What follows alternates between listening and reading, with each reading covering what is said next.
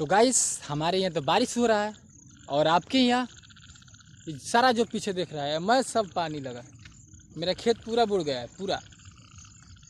चलिए पीछे वाले बैकग्राउंड से दिखाता हूँ आप लोगों को।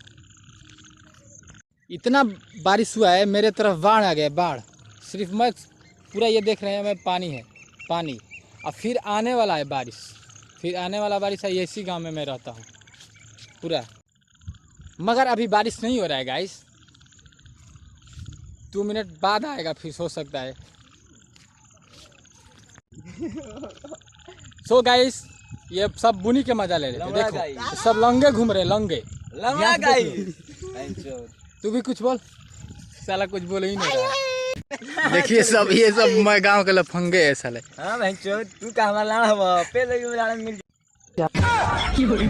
तो गाइस दिखाते हैं आपको लाल का बैंग। सब जितने मेढक है उसमें इस पानी में डूबे हैं, अभी दिख नहीं रहा है। हो सकता है कि थोड़ी देर बाद दिखेगा।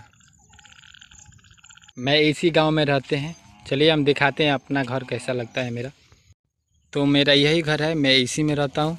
चलिए आपको दिखाता हूँ। तो मेरा ये घर का गेट है, इसी घर में रहते हैं। मैं देख लीजिए, दिखा रहा हूँ। वहाँ पर सोते हैं और उधर खाना वाना बनता है।